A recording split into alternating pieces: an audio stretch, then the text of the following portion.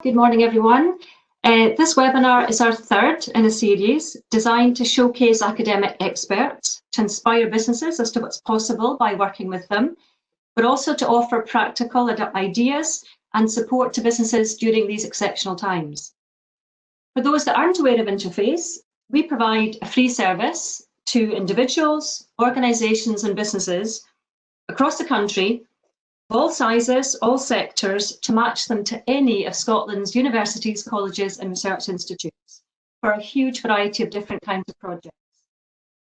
So these institutes teach and carry out research, but they're very, very interested in applied research, looking into an idea or a challenge that somebody has, researching a solution and making sure it's practical to implement. Our concept isn't new. We've been on the go now for 15 years. And in that time, we've reached over 3,000 businesses and managed to get over 2,000 projects with an academic partner off the ground. This map shows the locations of the businesses that we've actually worked with and supported. And as you can see from that, there's a really good geographical spread through the whole of the country. Our team is spread throughout Scotland. And the idea behind that is that that means we get to know our areas better and get to know people and businesses well. Now, the kind of projects shown in this map have supported all sorts of things, from new product development, access to new markets, new processes, increasing revenue and profits, but also very much looking at new ways of doing things. And perhaps that's particularly important to consider just now. We can also provide advice and support to help offset the cost of projects, including the Innovation Voucher Funding Programme. And that's to support a business working with academia.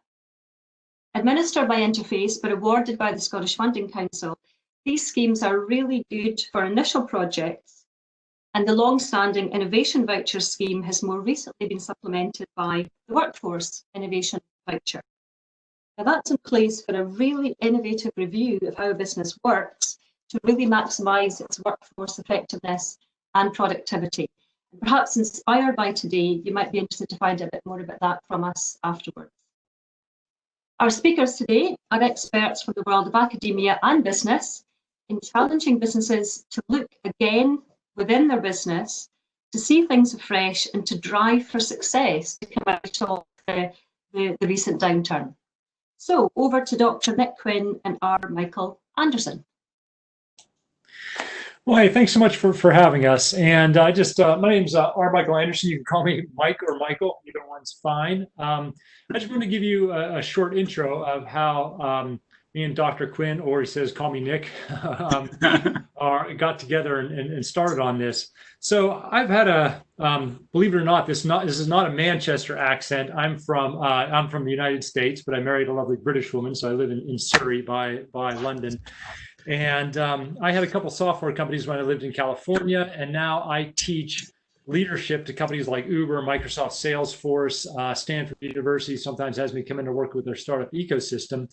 And and it's funny because Nick and I talk about this, how us people out there in the field, we all want to know what the research and the academics are doing. We want to know what the data says. And he says, look, all us academics want to know what all you guys are doing out there on the street. And so we worked together on some collaborations to bring both sides of those together so people can get the best of both worlds. And we were in the middle of collaborating on something a couple months ago when obviously the COVID and this pandemic hit. And so we were on one of our catch-ups and we were thinking, look, we had an idea of where this was going to go because, we'd both been through 9/11, we both went through the Great Recession. So there's obviously similarities to all different downturns. And we were thinking, like, what are our business owners, what are business leaders going to want to know, and how can we be of service to our constituents, all the businesses in the UK, all the people that support those businesses. What are we going to be able to deliver out there so that we can make the best use of our time and our energy and really prepare them for what's coming next? And obviously the pandemic was hitting, so everybody's in a crisis mode, and we're like, by the time we get into the data and everything, it's going to be past the crisis mode. But this downturn is going to end. So we said, why don't we figure out what the experts say?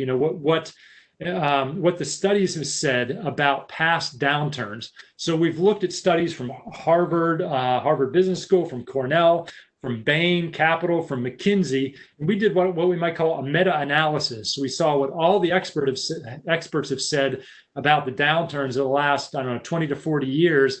We've went through all that different data. We've taken that all, and what we're here to do is to tell you, basically save you a whole lot of time and energy to tell you what the experts say of what the winners have been of the past downturns. So whether it's the Great Recession, whether it's 9/11, out of every downturn, when people start spending money again in the economy, there's people that have thrived coming out of there, and then there's similarities. There's smart decisions, and then decisions that have held companies back and leaders back, and that's what we're here to do, to tell you, so that if you are a business leader, if you do support business, just curious, or you're in academia or research, you have this basis of understanding, so that you can go forward and help whoever you help to really be one of the winners of this downturn, because it's been tough. But it's been tough. We can't do anything about that. But what we can do is we can control what we do and what our companies and organizations do, so that we can do our part in getting this economy back up and rocking and rolling. So that's what Nick and I are going to do. Nick, did I forget anything? Did that make sense? Oh, sounds good to me. Yeah. Just like a wee bit about me. I mean, my background is a bit different to Mike's. Is that I started in academia, I left academia, went and worked for a bunch of companies, but then I was a management consultant for sort of 8 or 9 years, working with companies in this kind of sector, understanding more about leadership and change and culture. And I rejoined the university last year, and so Mike and I have been working together now for about 6 or 7 months, and we felt this was the kind of just good opportunity to come and talk to everybody about what we found out. So I'll move on to the next one. So we've got a poll to start with. So if Alina can do a thing. Okay, so you answer the poll, and then we'll talk to that in a few minutes. Ultimately, do you have a strategy that you're confident as the economy picks up again?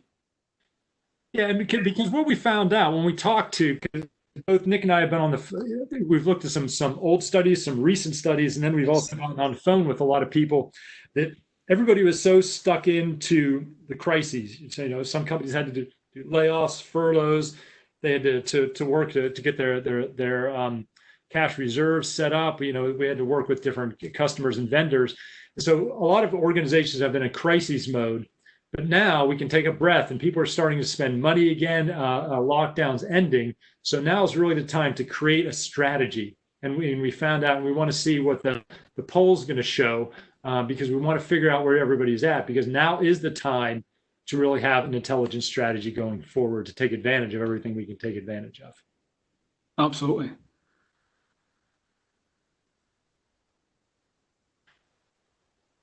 All right, should we power through, and then we'll get back in about a minute and a half. We'll get back to where what the poll said. Kind of makes sense, absolutely. So we've done the introductions. We'll move on from that one.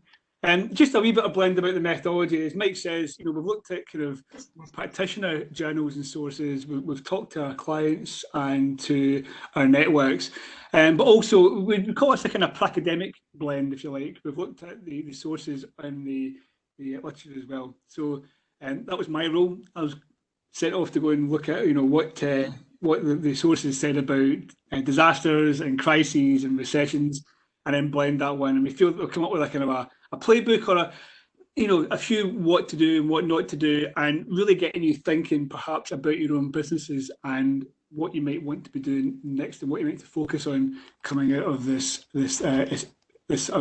turbulent period. So I want to take you back to the 1940s here and a bit of economic theory. And really, this is a theory of what we call the Gale of creative destruction. And really, to understand it, it says that this is a perennial process of working through every economy, where it destroys the old and builds the new. As it moves through, it takes away old businesses, old markets, products perhaps that were okay a period of time ago and now are no longer required or don't meet the customer needs. And the argument goes this is a perennial process of destruction and creation. And really, examples of that would be, well, cameras. So if we started with the advent of the camera, you understand why all the Victorian people all look very angry because it took 10 or 12 minutes to take a photograph. So you've got to kind of hold a smile for 12 minutes. It's quite hard. And working on through that one to the kind of advent of film, and these bits at the bottom here, the negative, I'm sure many of you remember those. And you get to, as customer tastes change, from the big cameras to these small ones that we see here to the kind of more portable ones, and the advent of film that you could use yourself and send it to the shop to get developed. And they develop markets over a longer time. And as that swept through, maybe over the sort of 40, 50, 60 years, that created markets and revenue for companies. And Kodak are one of the more famous incumbents in this market, who famously actually invented the digital camera and decided that the digital camera wasn't where it was going to be, and that we should put all our money into the hard film, because that's really where it's all going to be. Step forward a little bit, and what a mistake that Kodak made. As we move through, tastes change. We've gone from hard film to digital, now on Zoom and things like that. But also, many people don't even buy cameras anymore. They'll buy a phone, and their phone's got a camera on it. And so people have moved very much on that one. We can look at the software you can get on your computers and on your phones. You can edit it and add to it. So we see that customer tastes have changed, and that's really the kind of way that it normally runs. And we even look at things like recessions, and they kind of run in cycles. Every kind of 8, 9, 10 years, we get a recession. It's part of the ebb and flow. Really, what we've seen here, though, is an acute Gale of destruction. So what normally takes 20 or 30 years has taken maybe 3 to 6 months. What we're finding actually when we were looking at literature was that this pandemic has more in relation to a natural disaster like a hurricane, a tsunami, an earthquake, than it does with a financial one. And what's important about that one is really understanding the impact that has on people in terms of the strategy and how that works. We can go back now, the strategy, the poll's been reviewed. Right. So you see that. Yeah, and this does mirror what we find, that people are getting around to having a strategy now for coming out of it. And so the people that have a strategy, this is going to be a great rest of the presentation to make sure that you as a leader are in the right place, and that your strategy matches up what we found that the best practices are. So this is a great validation of your strategy. And a lot of the things we're going to go through, you probably either intuitively know or know, and then there's also going to probably be a couple things. If there's just one thing that we can provide that's going to, for you to tweak your strategy, for you to make one change, could really make a huge difference on the bottom line. And if you've talked through the strategy, this is going to give you the pillars for you to really to formulate that strategy. And also, if you're too busy running to get that strategy, this can give you a great basis for coming up with that. So yeah, we're happy you're here. What the also literature says is that coming out of these natural disasters is a great store of energy and motivation. And what we're characterised is that with your teams and your companies, there's likely to be a great deal of motivation to start to rebuild. And what the literature on natural disasters always says is that communities rebuild, and entrepreneurs are part of that community to build and rebuild the infrastructure and the markets in the local area. In this case, it's the whole country, the whole world, in fact, in many cases. And really, it's looking to understand that motivation is there. It's a bit like a coiled spring. So we've got about probably 100 days, the change literature tells us that. We've got about 100 days to capitalise on that motivation and to really aim it and use it for the best possible chance to get out of the pandemic. We'll look at a quick poll. We'll run it in the background. We're going to ask you just a few wee questions here. Yeah, because we're gonna. So, and hey, can we change the time limit on this to 30 seconds? Because and we'll just end this after 30 seconds. That's okay, host, if we can do that. Because something about me, I have a master's in psychology, and that's a great thing between Nick and I, because he obviously has some of the practical aspects, and we work a lot with leaders on their mindset. And we're going to talk about some studies that have been shown and what we're finding out there on the street about mindset, because as you know, as a leader, how your mindset is, that's how your team is going to show up. And that's going to be the culture. No matter what you want the culture to be, the culture is going to mirror you as the leader. And so, and this has been tough. This has been tough on me. This has been tough on my family. It's been, and when we get honest, it's been tough. Basically, everybody I've talked to. So if you just answer honestly on this poll, and on the poll, if you just answered excellent, and you're like, well, maybe it's been a little bit difficult, you can change your answer there, because this has been tough on the families. We've been trying to work at home. A lot of us have childcare type things. I'm feeling a bit cooped up, and pretty much everybody, it's okay to be going through a tough time.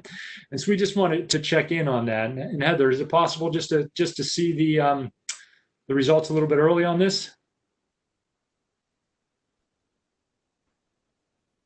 If not, that's okay. We can wait till the end of the poll.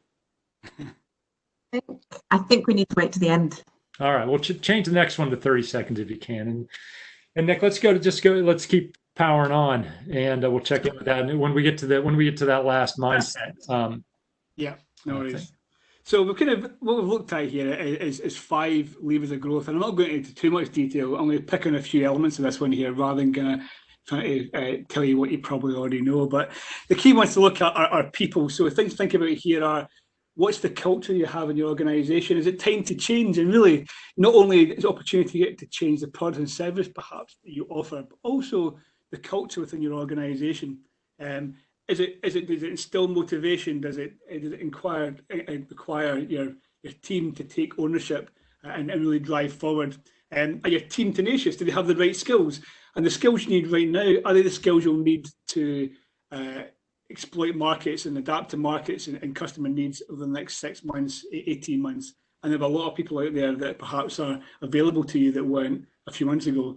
And the big one that comes up all the time is communication. It's very easy in these hard times. That's why we asked the last question was, it's sometimes hard. You look down there and you're trying to battle through, keep your business going, and you focus on that one there. And it's kind of hard to put your head up and say, how are my people doing? What are they doing? And often they're watching you for that link and that signal. And if they're not getting it, then they might make their own one up. And that can be quite dangerous as well.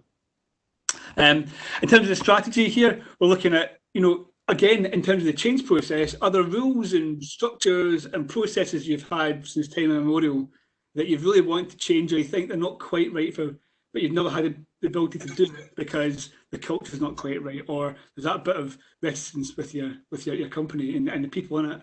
Now's the chance to go and change that one, and also to focus on your market. Who are your customers and what do they need from you now, and the revenues and costs that you incur in doing business. So a chance to kind of really look forward to that one.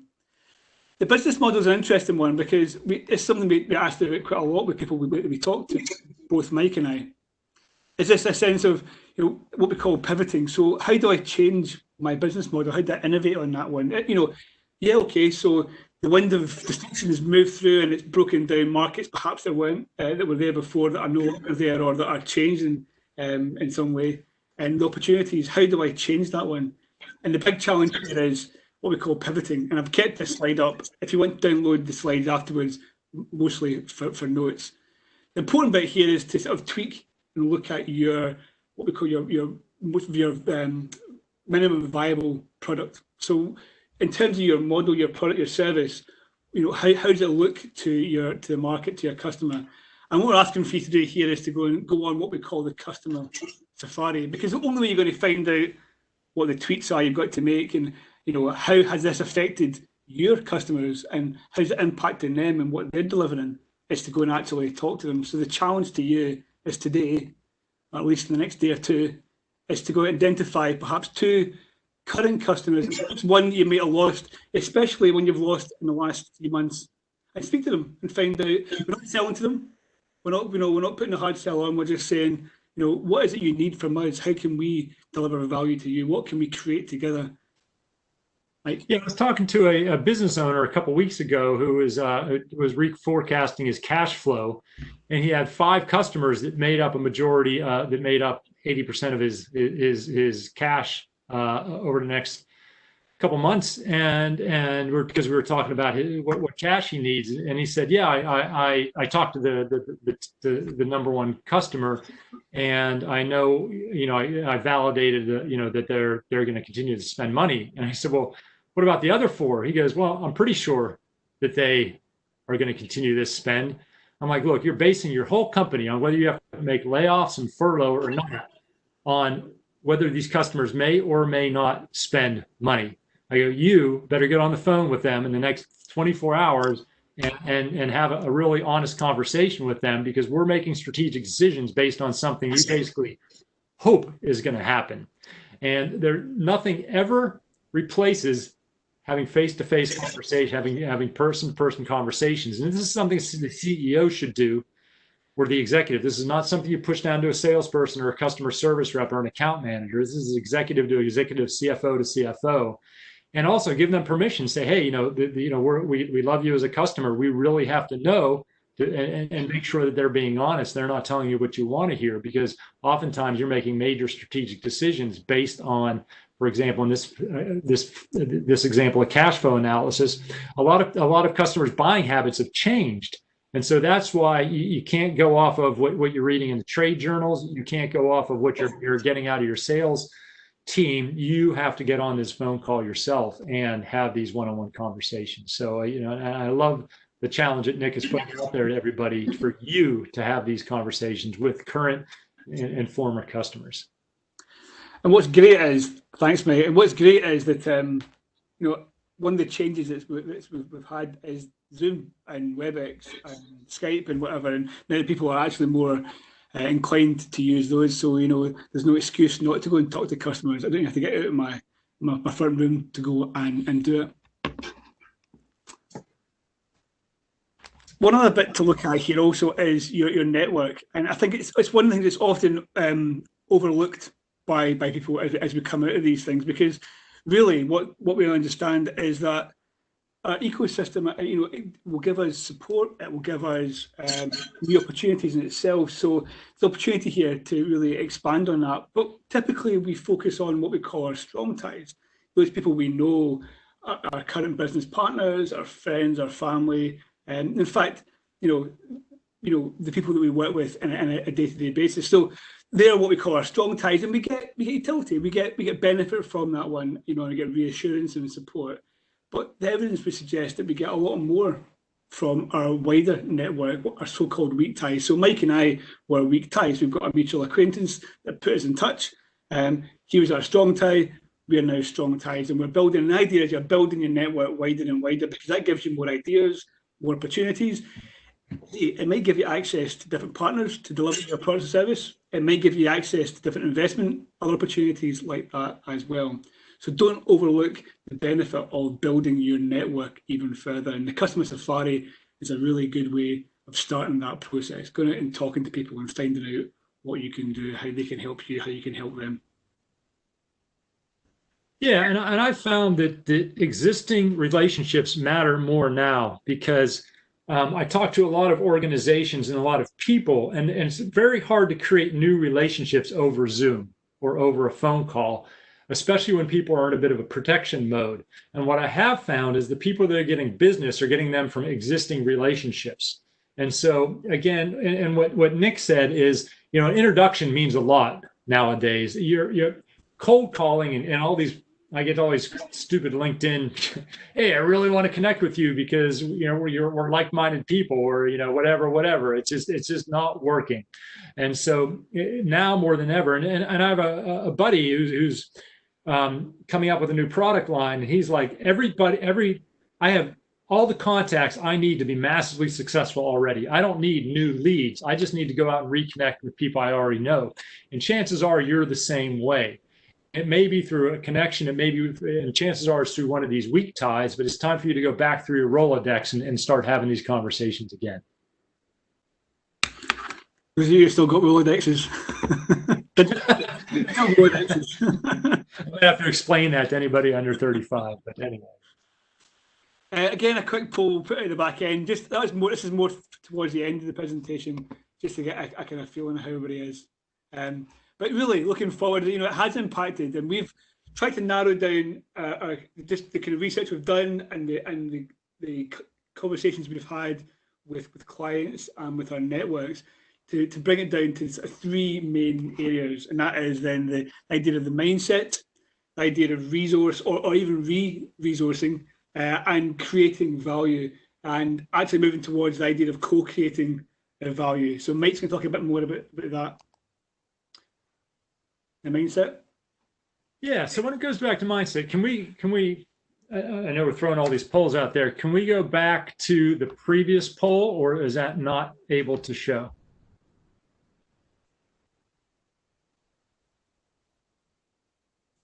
Well, either way. So when we did the previous poll on the people who was on here mindset, they were actually very good. They were most people were in the top two. They're doing very well, or they're doing pretty well. Now that's almost dangerous, because let me tell you what's going on with your team.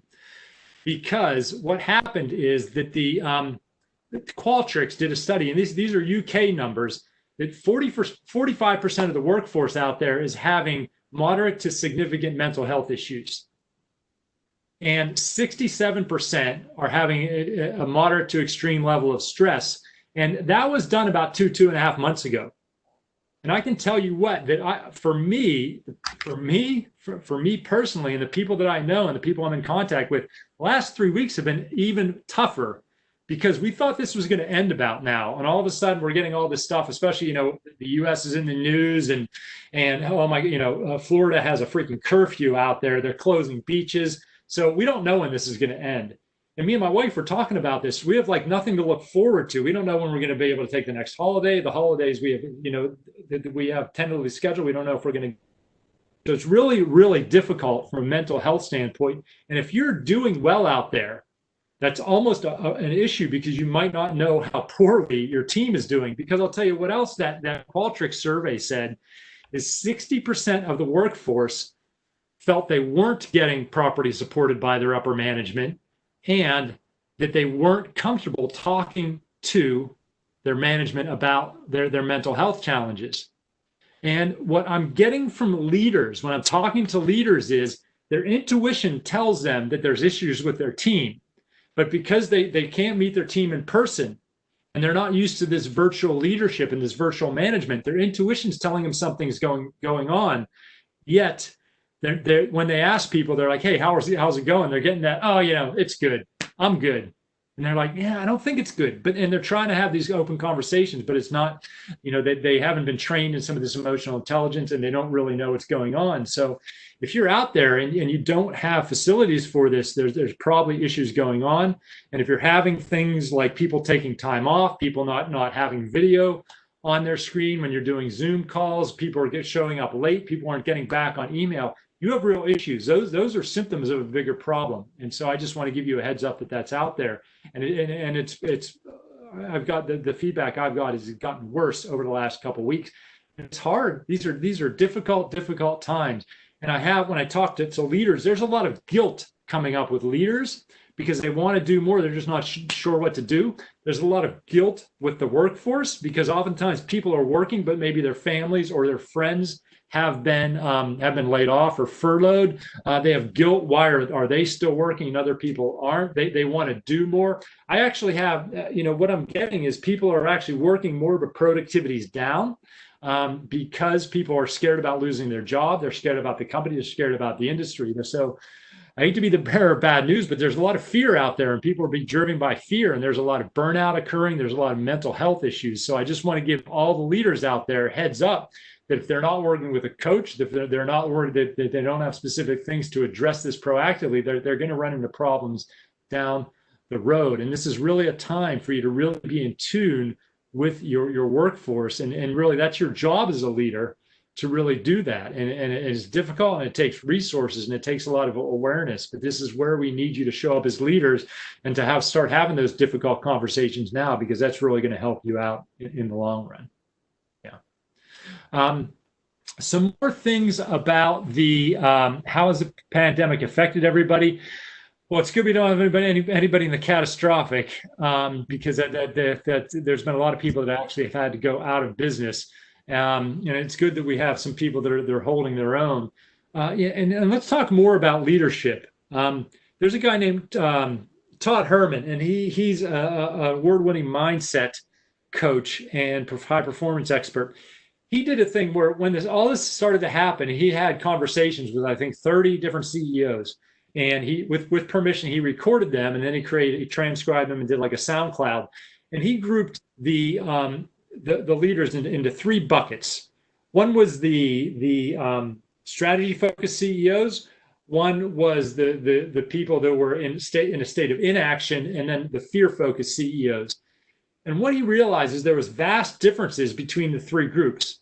For example, the people that were fear focused used the terms like COVID, pandemic, fear, Trump, government, up to 13, and negative fear focused words up to 13 more times than the strategy focused CEOs.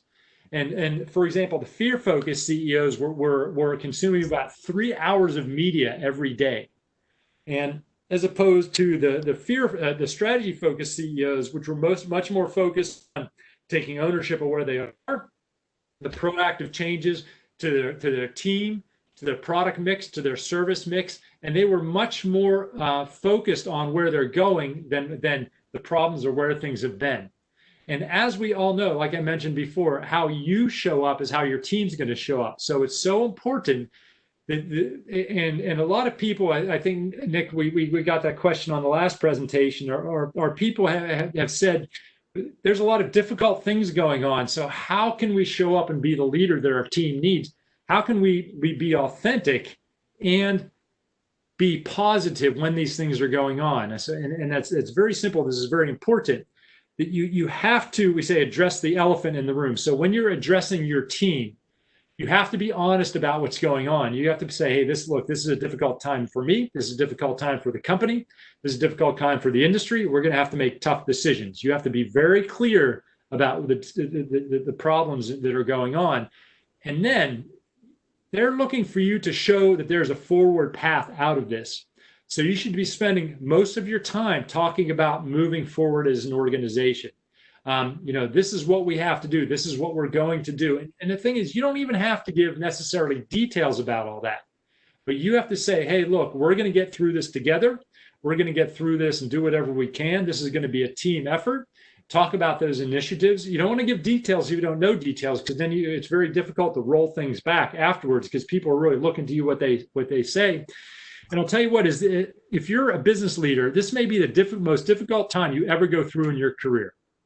I was talking to a guy, he was a CEO he was relatively young. He had a very, very dynamic company. And, I talked to him a couple of weeks ago, and he said, Mike, this is the most difficult day in my life. I had to lay off a third of my employees. The rest, we had to take pay cuts. I don't even know if we're going to have to do layoffs or not coming up. He's like, this is the most difficult day in my life. I'm like, yeah, you know what? It is. It is. Because as a leader, you accept this responsibility as a leader, and people are looking, and whether you realize it or not, your team, your peers, even your friends and family look to you as a role model. And so they are watching to see how you react to these things. And I'm not going to lie to you, this stuff gets to me, and it's very important if you go through some low times to have some trusted people that you can talk to in your circle. But they shouldn't be your team, because your team needs you to show up positive, and your team needs you to show up with resilience. So if you are going through a tough day or a tough hour or whatever it is, be sure you don't bleed that negativity out to your team. That's when you need an outlet. That's when you need a partner, a spouse, a friend, whatever it is, to help you through that. Your team needs you to show up strong. And it's also okay for you to have ups and downs. If you're not having ups and downs, then there's other issues, because there's a lot of negative energy. There's a lot of pressure and responsibility. You're having to make a lot of very difficult decisions with a limited amount of information. And that's very wearing on you mentally and emotionally. So it's okay to have those ups and downs. You just need to have tools, skills, and outlets to manage that. So that's a little bit about mindset, and it really all starts with your mindset. And I'll tell you what, if I realize I'm a professional coach and mentor, if you're not working with a professional coach and mentor on this, you're going to go through a difficult time, because there's nobody else that you can have a truly safe space to explore some of these things as a third party. And I have coaches and mentors in my life that I go through that. And this is really where where you can really rely on something like that. So, all right, enough of the sales pitch, but it is an important thing to talk about. Yeah, absolutely. And next one then, so the second element we looked at then was the idea of what you do with your resources. And interesting time just now because, we hear about redundancies and laying people off, but the key element here we found is, that it's about understanding what you have as your resources, your people in particular, and where you can retrain them, where you can add to them. That support extends to how can we help bring our people up to the right level and get them the right skills and training they need. Also, the technology. So, it's interesting is that from a university perspective is that, as of January, February, the University of Glasgow was avowedly a research university that teaching face-to-face. That's what we did. And we did some online stuff and that was good and we were kind of moving towards that. But it wasn't wholesale, and overnight in March the 15th, within 48 hours, certainly, we'd become a completely online university. And again, that will change, but technology has been moving with that one. The technology will be there to support you, and it will allow you to do things perhaps that a few months ago you probably couldn't do, or you maybe hadn't thought of. Who would have thought about, well, I'm going to a conference, I've got to go and pack and go to it and get on a plane, go to a hotel, and now you can do it, sit in your front room on a computer. And it's acceptable now as well. So the kind of norms have changed and those resources are different towards you. And one of the things that gets often cut in these times as well is your R&D. What we're finding is that companies will cut down to the real basic minimums and we're not researching, we're not developing new products, we're not thinking creatively and innovatively, we're not thinking ahead. The danger here is that we get left behind and we do come out of it. Those who have put their money and their effort and their time and their intellectual horsepower into the R&D element are the ones that are going to come out stronger, fitter, faster. And the finance bit as well. So maybe we'll talk about that. Yeah. And one thing that got clear is the people that thrive coming out of the recession aren't the people that only play defense. Just like Nick said, you have to continue to invest in R&D. You have to continue to invest in marketing. You have to simplify. You have to do your core business. I think Nick's going to give us a good metaphor of that in a couple minutes. But if you put yourself and your organization too far in retrenchment, you're going to survive the downturn and then you're going to limp out of it. You are going to be a survivor, but you're not going to grow when you need to grow because again, people are going to there's going to be that upward trend. There's going to be money coming in, and you're going to be crawling out of it, not walking or running. Yeah, it's what Deloitte's term kinetic focus. It's this idea that we are focused on the future and moving out of this one, and it's this energy that's there and apply it. The third one to look at then was this idea then of creating value. And you go back to the beginning of the presentation, we talked about the Gale of creative destruction, and it was interesting when I was reading a story the other day about Thomas Edison in 1916. His factory burned down in Menlo Park, and he's watching this burning down. The first thing he said to his son was, "Go get your mother. She'll never seen a fire like this before or ever again." Then he got thinking, and he's standing there and he's watching the fire service, and they're getting in there, and what he realised was they couldn't see what they were doing in certain areas. So he went away and designed the first battery-powered head torch, and within a year, he was back at revenue of 10 million and moving even further. So he actually moved his whole company into something completely different based on that, what was anyone else would see as a complete disaster. And it's the idea here that, we've got to retain our customers. Yeah, so that's that first part of the customer safari. Go and talk to them. How are they feeling? What are their challenges? But also, what adaptations are they having to make? And again, they may not have gone through the same process. They may still be thinking business as usual. So it's sharing that. Go and talk to your customers because actually that's going to have a big impact on what you do as well.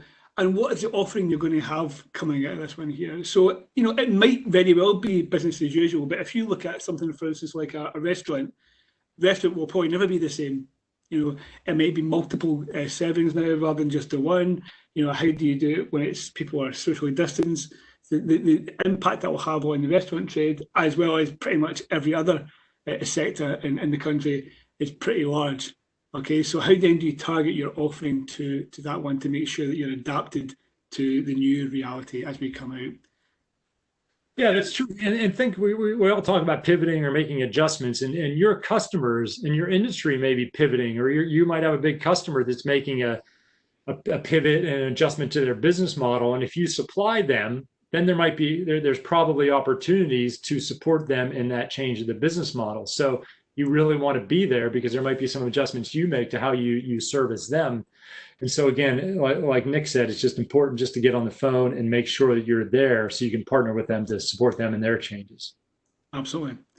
And the metaphor that Mike talked about was, if you've seen the film Memphis Belle, I felt this is probably a good metaphor for coming out of this one. And the end of the film, Memphis Belle, there's a bunch of young lads on a B-17 bomber. They're all shot up. A couple of them have been injured, and they're flying, trying to get back to the UK over Dover. And right now they're over northern France, and they're trying to think about, they've got one engine or two engines left out of the four. They're all shot up, and they've got some choices to make. Do they drop their wounded colleagues out on a parachute and hope they get picked up and looked after?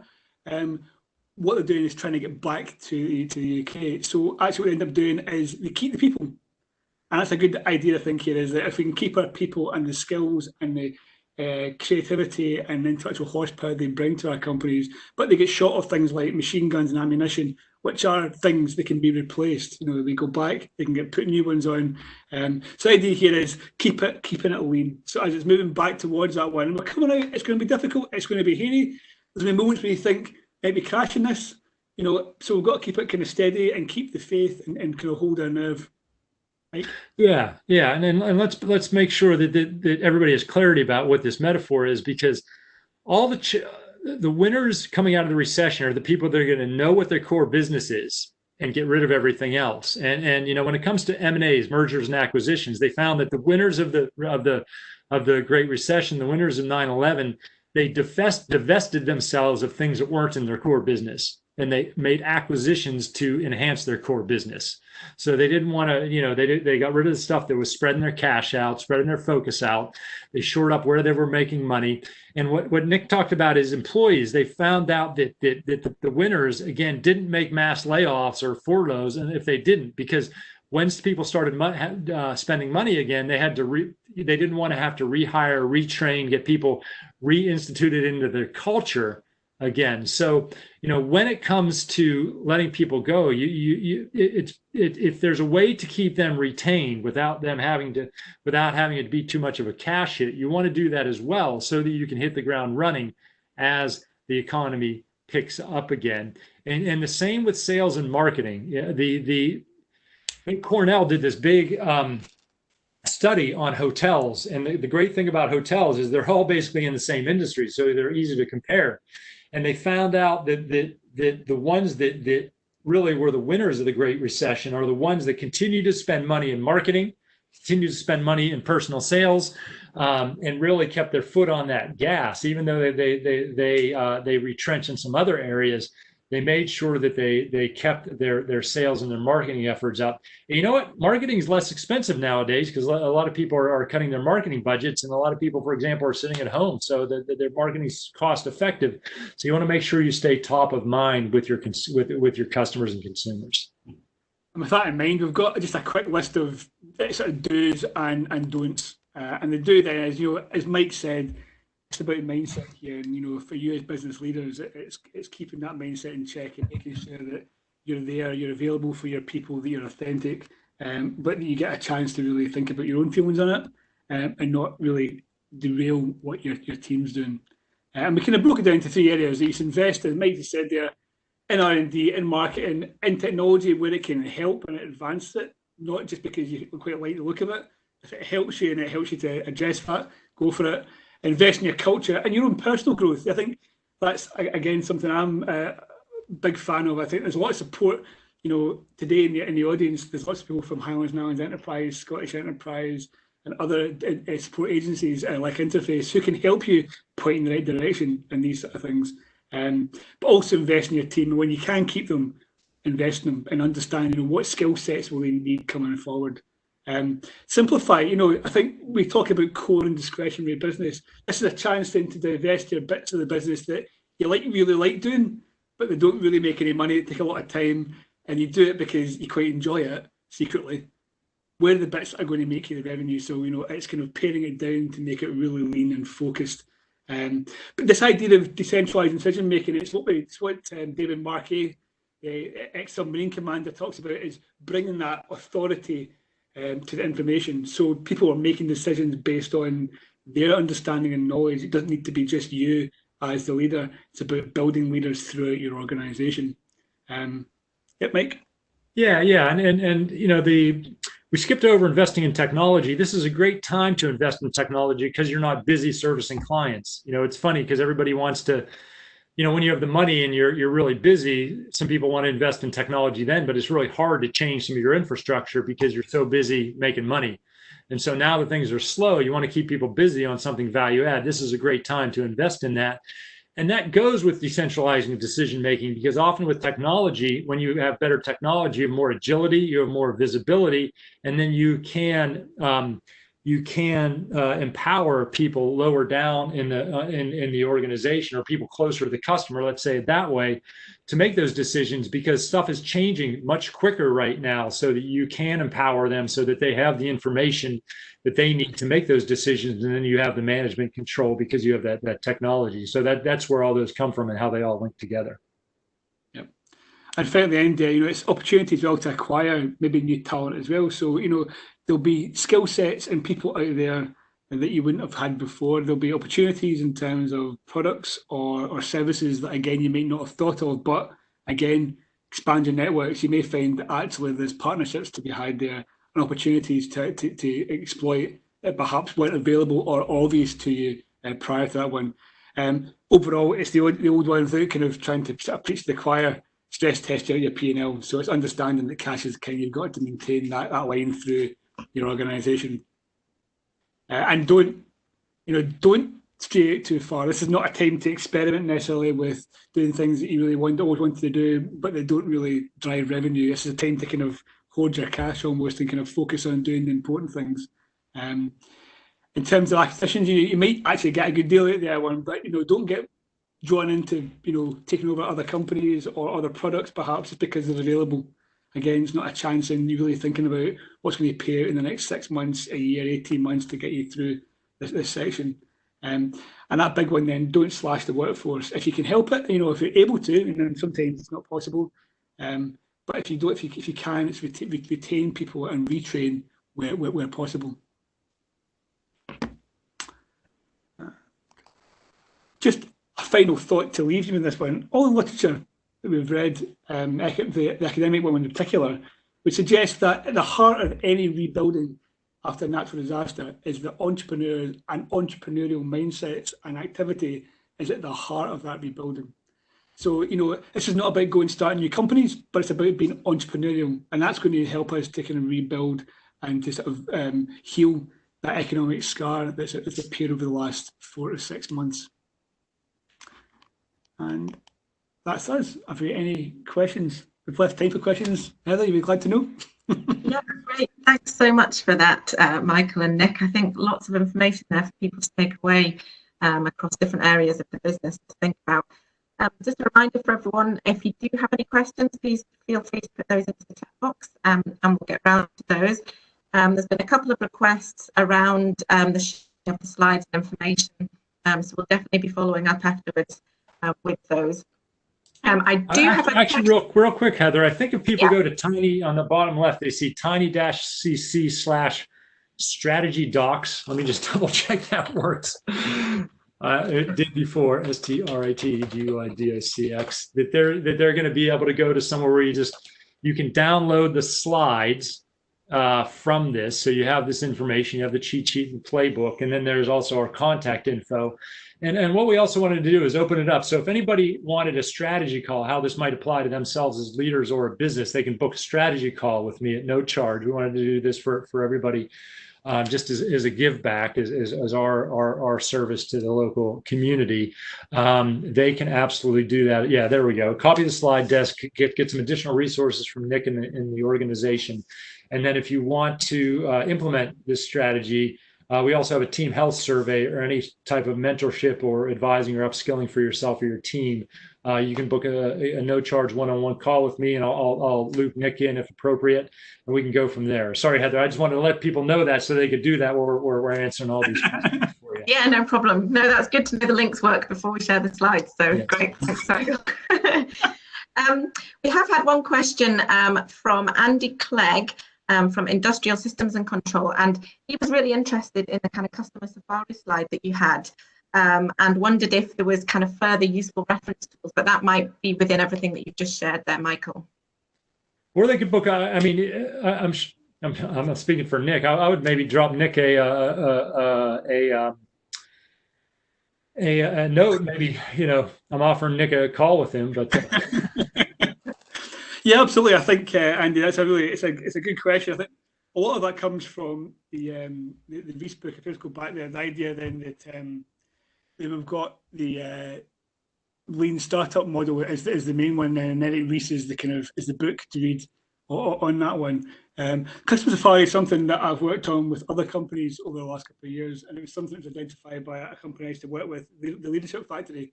They developed this idea of the Customer Safari. And it's something that it kind of captures, because it's a really good kind of metaphor, I think, for the way we're doing here. We're going out and finding stuff out, we're going asking questions, and we're really kind of understanding more about, you know, what changes we need to make to our products, to our services, other pivots. And by that, all we mean is tweaks. You know, do I change the platform that I work on? Have I gone from a face-to-face perhaps to online? Do I focus on some of the details, or do I drive out and I make my product bigger and more fully featured? Am I actually targeting the right segment for customers? So am I able to kind of move out and move from that as well? So on the slides, there's all 10 of the pivots are there. But for more information, I would definitely recommend Eric Reese's book on Lean Startup. Okay, thanks, Nick. And we've had a question in from Chris Moole from Robert Gordon University, and he's asking, how do companies reconcile kind of focusing on the core business and the need to create a culture that supports innovation, or does innovation fall by the wayside as companies try to thrive? Well, so to me, there's three different things. One is, you can have innovation in your core business. So that could be innovation on supply chain, innovation on product placement, innovation on marketing messaging. So don't get core business confused with not innovating. First thing is, and second, you could go into a new product line, for example, or something. But if you're going to go into you don't want to go into, for example, a mature sector, right? You know, if you're creating something from scratch, or, you know, if you're creating, something to, help out with it with a growing trend or something where you don't have any competitors, that might be a place where you take a gamble or a risk. Where you probably don't want to take a gamble or a risk is going in and trying to compete against people with an established product or service that you don't really have a true competitive advantage against. So, this might be a time for you to create a new sector, take a moonshot, create something that really hasn't existed. But you really don't want to go into something where you're going to have to spend a lot of time or money and gain mind share away from established players. So hopefully that answers the question. Great, thanks. Also, another question coming in from Mary, who is a founder of a social enterprise, and she has customers for the product on the enterprise side and customers for the service on the social side.